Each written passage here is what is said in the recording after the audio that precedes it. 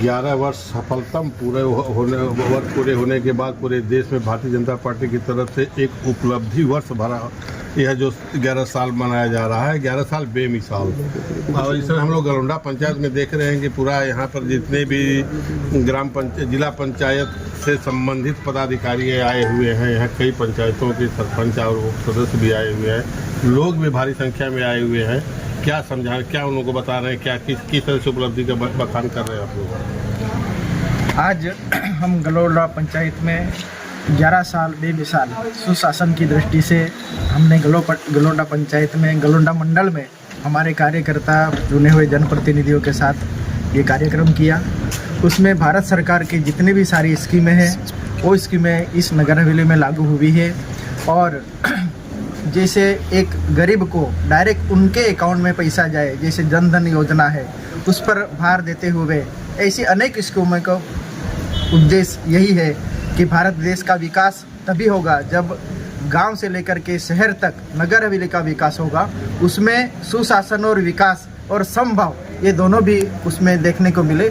इस भाव से हम लोग आज यहाँ पर आए और लोगों के बीच इस विश्वास पर चर्चा हुई। दीपक भाई, गरीब लक्ष्मी योजनाओं को के माध्यम से तस्वीर बदलना चाह रहे हैं। मोदी जी का एक सपना कि भारत का तस्वीर जो है विकसित भारत के रूप में पहचाना जाए, और इसके लिए ग्राम में विकास पहले जरूरी है। अगर ग्राम का विकास होगा तो भारत का विकास निश्चित तौर पर होगा। तो आप लोग ग्रामीण जनप्रतिनिधि हैं, गांव पंचायत के विकास को लेकर आप लोग प्रतिनिधित्व कर रहे हैं। यह जो योजना है लोगों तक पहुँचे, लोग इसका लाभ उठावें, कोई इससे वंचित न रह जाए, लोगों को किस तरह से जागरूक होना है? मोदी जी ने जो अभी ये पूरे देश में अभियान चला है, ये कार्यक्रम कर रहे हैं, ये इसीलिए कर रहे हैं कि 11 साल में मोदी जी ने किन किन योजनाओं की शुरुआत की, और वो योजनाओं का जो विजन है 2047 का, यानी कि भारत देश की आज़ादी के 100 साल खत्म होने के बाद भारत देश किस परिस्थिति में रहना चाहिए, इस योजनाओं को लोगों तक, जन जन तक, भारत देश के हर एक नागरिक तक पहुंचाने के लिए यह कार्यक्रम पूरे भारतवर्ष में कर रहे हैं, हर गांव में कर रहे हैं, ताकि जो लोग अनजान हैं उनको भी मालूम पड़े। मोदी जी की योजना ऐसी है कि बच्चे का जन्म होने के पहले माता के गर्भ में रहते हैं, तभी से योजना शुरू हो जाती है। तो वो उसकी पढ़ाई के समय, पढ़ाई के बाद में उसको नौकरी के लिए, नौकरी के बाद में उसका जब भी रिटायरमेंट होता है तो रिटायरमेंट के समय, और मृत्यु के बाद में भी उसके परिवार को, उसके घर को, उसको कैसे मदद की जाए, उसको कैसे सशक्त किया जाए, यही योजनाएं सारी मोदी जी की है। मोदी जी चाहते हैं गांव और शहर के बीच में कोई भी अंतर ना रहे, एक हो जाए। और 2047 में सिर्फ शहर नहीं, लेकिन भारत देश का हर एक गांव का हर एक नागरिक पूरे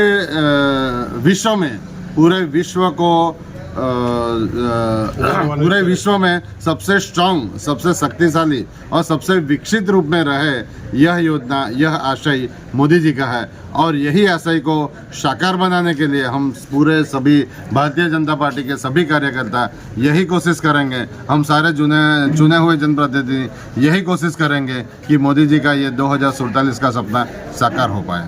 भारत माता की जय, भारत माता की जय, वंदे वंदे।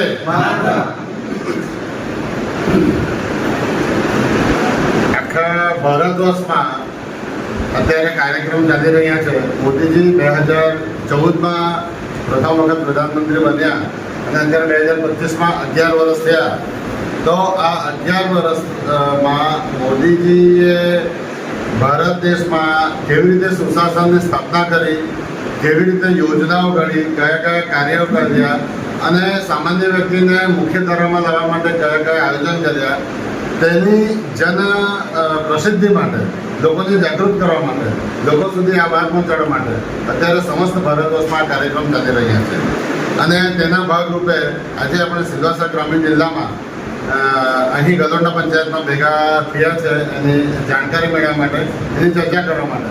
તો આ કાર્યક્રમમાં આપણી વચ્ચે ઉપસ્થિત છે દાદરાનગર હવેલી, દમણ દીવ ભારતીય જનતા પાર્ટીના મહામંત્રી અને આ કાર્યક્રમના પ્રદેશ તરફથી નિમાયેલા સંયોજક એવા શ્રી જીતુભાઈ વાળા, એમની સાથે અહીં આપણી વચ્ચે ઉપસ્થિત છે આજ પંચાયતના જિલ્લા પંચાયત સદસ્ય અને આજ મંડળના મંડળ અધ્યક્ષ એવા શ્રી ગોવિંદભાઈ ભુજાડા, જેઓ બધી જ વ્યવસ્થા કરી છે। એમની સાથે ઉપસ્થિત છે અહીં ખીલવણી પંચાયતના જિલ્લા પંચાયત સદસ્ય શ્રીમતી મીનાબેન, મારી સાથે મારા સાથી એવા શ્રી ઇન્દ્રવદનભાઈ, શ્રી પિયુષભાઈ, શ્રી જયેશભાઈ, શ્રી વસંતભાઈ, આ કાર્યક્રમના સંયોજક આપણા જિલ્લાના એવા સહસંયોજક એવા શ્રી અશ્વિનભાઈ અને શ્રી ઉત્તમભાઈ, તેમજ આ ગલોંડા પંચાયતના દરેક પંચાયત સદસ્યો નરેશભાઈ, જયસિંહભાઈ અને આ બધા પંચાયત સદસ્યો, તેમજ અહીં ઉપસ્થિત મંડળ અધ્યક્ષ તરીકે શ્રી શૈલેષભાઈ, શ્રી ગુલાબભાઈ, આપણા મોરચા અધ્યક્ષ, અહીં ઉપસ્થિત બધા જ ભારતીય જનતા પાર્ટીના સક્રિય કાર્યકર્તાઓ, આપણે બધા અહીં આ મોદીજીના 11 વર્ષની સિદ્ધિઓ વિશે વાત કરવા ભેગા થયા છે. ખરેખર આપણા બધા માટે ખૂબ જ સારો એવો મોકો છે, સારો એવો લહેરો છે. આપણે એનો ગર્વ લેવો જોઈએ કે આપણે મોદીજી આટલી મહાન હસ્તી જેની ચર્ચા કરવા માટે અહીં ભેગા થઈ શકીએ. વધારે ડિટેલમાં આપણને જીતુભાઈ સેક્ટરથી પણ ઘણી બધી સ્કીમો છે, ઘણી બધી વાતો છે, બધી જીતુભાઈ સમજાવશે. હું ટૂંકમાં 3-4 વાત કહીશ. તો મોદીજીએ જ્યારે 2011માં પ્રથમ વખત પ્રધાનમંત્રી બન્યા તો તે સમયે સપનું જોયેલું કે ભારત દેશને કઈ દિશામાં લઈ જવાનું. ફક્ત એમને એવું નહીં હતું કે 5 વર્ષ માટે પ્રધાનમંત્રી બનીને છોડી દેવાનું. એમને સપનું હતું કે ભારત દેશને કઈ દિશામાં લઈ જવાનું. તો એમણે ત્યાંથી સપનું જોયું कि 2047 में जब भी भारत देश की आज़ादी के 100 साल कम्प्लीट हो गए, उस वक्त भारत सबसे विकसित देश की तरह रहना चाहिए. ये सपना मोदी जी ने 2011 में देखा था और उसी बात को देखते हुए मोदी जी ने कई सारी योजना बनाई. मैं 2-4 योजना की बात करता हूँ और मैं देश लेवल की बातें नहीं करूँगा, हमारे ग्रामीण लेवल की बात करता हूँ. तो 2-4 मैं बातें बताता हूँ. मोदी जी ने सोचा कि हमारे देश में, हमारे गांव में आज भी लोग कच्चे झोपड़े में रहते हैं. तो मोदी जी ने योजना बनाई, प्रधानमंत्री आवास योजना, और पूरे भारतवर्ष में यह ऐलान किया, सभी चुने हुए जनप्रतिनिधि को बताया कि आप लोग अपने गांव में जाकर सर्वे करिए और अपने गांव में कितने कच्चे घर है वो सारे घर का रजिस्ट्रेशन करके आप डेली मेरे पास भेज दीजिए. मैं सारे घर को अप्रूव कर दूंगा और आने वाले समय में हम लोग ये सारे कच्चे घरों को पहले पक्के घर में लाने का काम करेंगे. और इस तरीके से पहले प्रधानमंत्री योजना आवास योजना आई, उसके बाद में अभी प्रधानमंत्री प्लस आवास योजना आई, जिसमें यह डिसाइड एक भी घर कच्चा नहीं रहना चाहिए. यानी कि ये बहुत बड़ी बात होती है. हमारा प्रधानमंत्री ने सपना देखा था और आज यह काम चल रहा है. देखो, कोई बड़ी स्कीम होती है तो थोड़ा बहुत डिले होता ही है, ऐसा नहीं है कि आज बोला और कल हो गया. स्कीम चल रही है और सारे घर पक्के होना ये तय है. उसके बाद में मोदी जी ने सोचा कि सबको पक्का घर तो मिल जाएगा, अभी आगे और क्या चाहिए. तो घर तक जाने के लिए रास्ता, तो पूरे भारतवर्ष में उन्होंने डिक्लेयर किया कि भारत, पूरे समस्त भारत में जितने भी रोड है सारे रोडों का नवीनीकरण होना चाहिए, सारे पक्के रोड बनने चाहिए और 2047 तक रोड कोई भी खराब नहीं हो, ऐसे रोड बनने चाहिए. ऐसा मोदी जी ने आदेश किया. तो हमारे यहाँ प्रदेश की हालत हम सभी लोग देख सकते हैं. पिछले 5-6 साल हमारे यहाँ प्लानिंग में चला गया कि कहाँ पे कौन सा रोड कैसे बनाना है. यहाँ पे जितने भी चुने हुए जनप्रतिनिधि बैठे हैं वो सभी लोग जानते हैं. उन्होंने जिला पंचायत में बैठ के, पंचायत में बैठ के, गांव में जाकर सभी पंचायत सदस्यों के साथ डिस्कस कर ये नक्की किया कि गांव का इंटरनल रोड कितना चौड़ा होना चाहिए, वो आरसीसी होना चाहिए, डामर का होना चाहिए, वो सारा डिसाइड किया. और डिसाइड करके पीडब्ल्यूडी डिपार्टमेंट के इंजीनियर लोगों ने उसको आके मेजरमेंट लिया और उसका एस्टिमेट बना दिया. और दादरा नगर हवेली के सभी मार्ग, सभी मुख्य मार्ग तो अभी बन ही रहा है, वो हम सब लोग देख रहे हैं. लेकिन इसके अलावा गांव के जितने भी इंटरनल रोड है वो सारे इंटरनल रोड का एस्टिमेट बन चुका है. टेंडर काफ़ी सारे निकल चुके हैं. वो रोड सारे बनने ही वाले हैं. अभी काम चालू है तो अभी हमको दिक्कत हो रही है, लेकिन ये सारे पाइपलाइन में टेंडर निकल चुके हैं. आने वाले समय में ये सारे रोड सबके बनने वाले हैं. उसके बाद में हम लोग बात करें तो घर में और क्या चाहिए, बिजली चाहिए, पानी चाहिए. तो पानी के लिए मोदी जी ने बात नहीं, पूरे देश में मोदी जी ने डिक्लेयर किया कि सभी को फिल्टर पानी मुफ्त में मिलना चाहिए घर पे. हर घर घर योजना मोदी जी ने रखी. उसके तहत हम लोग हमारे गांव में देख सकते हैं कि हमारे पंचायत में, हमारे गांव में नलों का कनेक्शन तो हर जगह पे हुआ है. हाँ, हमारे यहाँ दिक्कत है, हमारे यहाँ थोड़ी दिक्कत है क्योंकि हमारी भौगोलिक परिस्थिति अलग है. जहाँ पे हमारी पानी की टंकी है वहाँ से ये गलोंडा, किलौनी, रंगा बड़ी हाइट पे है, थोड़ा पानी आने के लिए दिक्कत होती है. लेकिन स्कीम चल रही है. वो पहले पीयूसी की पाइपलाइन थी, वो फट जा रही है, उसको निकाल के अभी जीआई की पाइपलाइन वहाँ पे हम लोग डाल रहे हैं. तो वो जब भी पानी की पाइपलाइन वो जीए की बन जाएगी तो यहाँ पे पानी आने के लिए कोई दिक्कत नहीं होने वाली है। तो आने वाले समय में हर घर में फिल्टर पानी मिलने वाला है। तो घर में कौन सी समस्या का समाधान हो गया, गंदा खाने का रोड और पानी। उसके बाद में जरूरत होती है घर में बिजली की। तो बिजली के लिए अभी लेटेस्ट मोदी जी ने जो अनाउंसमेंट किया है कि हर एक को मुफ्त में भी बिजली मिलनी चाहिए। बिजली मुफ्त यानी कि बहुत बड़ी बात होती है। बड़े बड़े टाउन में डिक्लेयर किया जाता है कि हम इतने यूनिट फ्री देंगे, इतने यूनिट फ्री देंगे। मोदी जी ने तो डायरेक्ट डिक्लेयर किया हुआ है कि सबको फ्री बिजली मिलनी चाहिए। तो उसके लिए सब्सिडी निकाली है सोलर बिजली योजना। उसमें 65% सब्सिडी है और उसके बाद में हम लोग बाकी का 35% खुद जेब से लगाएंगे। तो वो भी आने वाले 3 साल में उसका भी पैसा रिकवर हो जाएगा। 3 साल के बाद में हमारे घर पे अगर 2000 रुपये तक का बिल आता है वो फ्री हो जाएगा। उसके बाद में भी हमें और आगे फ्री बिजली चाहिए तो हमें और सोलर पैनल लगाने होंगे। हम लोग हमारे घर पे सोलर पैनल लगा लेंगे तो बिजली भी फ्री। यानी कि हम लोग घर में रहते हैं तो सोचिए कि हमारे घर में आने का रास्ता एकदम बढ़िया पक्का रहेगा। घर में पानी, फिल्टर पानी फ्री में मिलेगा, घर में बिजली फ्री में मिलेगी, यानी कि घर में सारी सुविधाएं मिल जाएगी। उसके बाद में एक छोटी सी बात करूँ तो अभी हमारे बच्चों का भविष्य, आने वाली पीढ़ी का भविष्य है। तो हमारे बच्चे को पढ़ने के लिए अच्छे से अच्छी व्यवस्था चाहिए। हमारे गाँव में जब भी हम लोग पढ़ते थे तभी हमें कितनी दिक्कत थी। आप सभी लोग यहाँ पे सारे पढ़े लिखे जानते हैं कि हमको हायर एजुकेशन के लिए, ज़्यादा पढ़ाई के लिए सिलेबस से बाहर ही जाना पड़ता था। वापी, वलसाड़, अहमदाबाद, मुंबई या पुणे, कहीं और दूसरे राज्य में जाना पड़ता था। लेकिन आज मोदी जी ने हमारे दादरा नगर हवेली में इतना सारा फंड दिया है। हाँ, ये बात जरूर है कि हमारे प्रदेश के जो प्रशासक है आदरणीय श्री प्रफुल्ल भाई पटेल, इन्होंने बहुत इसका फॉलोअप किया है। उनका सबसे बड़ा योगदान है कि दिल्ली से ये सारी योजनाएं, सारे फंड पास करा के लाए। आज हम लोग देख सकते हैं कि हमारे प्रदेश में हायर एजुकेशन की सारी इंस्टीट्यूट है। मेडिकल कॉलेज हो, पैरामेडिकल कॉलेज हो, इंजीनियरिंग कॉलेज हो, ITI हो, लॉ कॉलेज हो, अभी बहुत जल्द आने वाली है ये आयुर्वेदिक कॉलेज, आयुष कॉलेज। तो ये सारी सुविधाएं हमारे प्रदेश में मिलने वाले हैं। आने वाले समय में हमारे बच्चे का जो फ्यूचर है वो बहुत ब्राइट होने वाला है। उसको घर में ही अगर पढ़ाई करने का मौका मिलेगा तो हायर एजुकेशन, अच्छे से अच्छी पढ़ाई हो हमारे गांव में ही ले पाएगा। उसको बाहर जाना है। अभी फैक्ट्री में हम लोग देखते हैं कि हमको या वर्कर लेवल पे या फिर वो क्लास लेवल पे, वही लेवल पे काम मिलता है। मैनेजमेंट लेवल पे हमारे लोग नहीं जा सकते हैं क्योंकि उतनी पढ़ाई नहीं है, इतना एजुकेशन नहीं, इतना क्वालिफाइड नहीं है। लेकिन हमारा जो नेक्स्ट पीढ़ी है, आने वाली पीढ़ी है, उसको ये सारी पढ़ाई हमारे गांव में मिलेगी और वो अच्छे से अच्छे पोजीशन पे जा सकेगा। तो ये सारी उपलब्धियां हमारे भारतीय जनता पार्टी की जो सरकार है, हमारे भारतीय जनता पार्टी के जो मुखिया है नरेंद्र मोदी जी, उनके तहत ही हमें ये सारा मिल सका है। तो ये सारी बात हमें समझनी है। आज बहुत सारे लोग हमें गुमराह करने वाले हैं। आप सब लोग ध्यान दीजिएगा मेरी बात पे। आज बहुत सारे लोग हमें गुमराह करने वाले लोग हैं, हमको बताते हैं कि भारतीय जनता पार्टी क्या करती है, चुने हुए जनप्रतिनिधि क्या करते हैं, ये सारी बातें करते हैं। लेकिन जैसे मैंने तो बहुत छोटी सी बातें बताई, इतनी बात है, इसके अलावा तो दुनिया भर की बात है।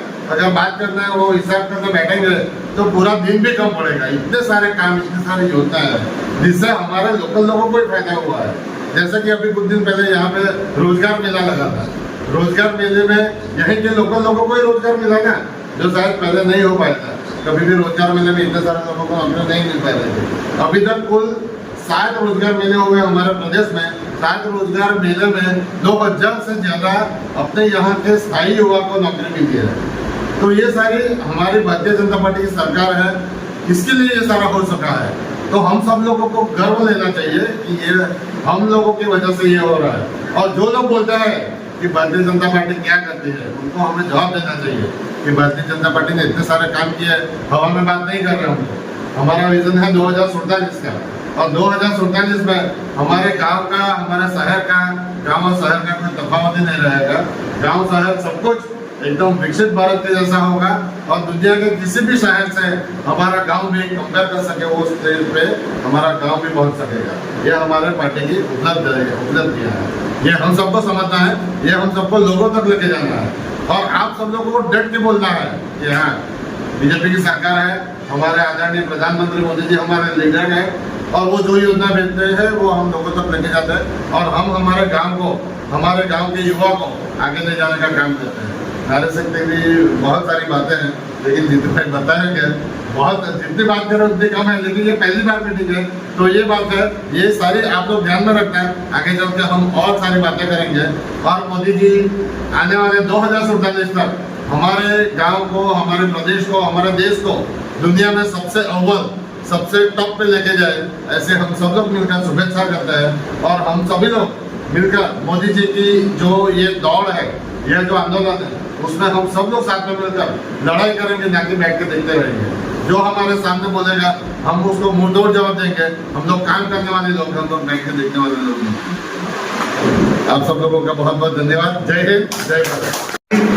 જિલ્લાના વિષય ઇન્ચાર્જ અશ્વિનભાઈ, ઉત્તમભાઈ,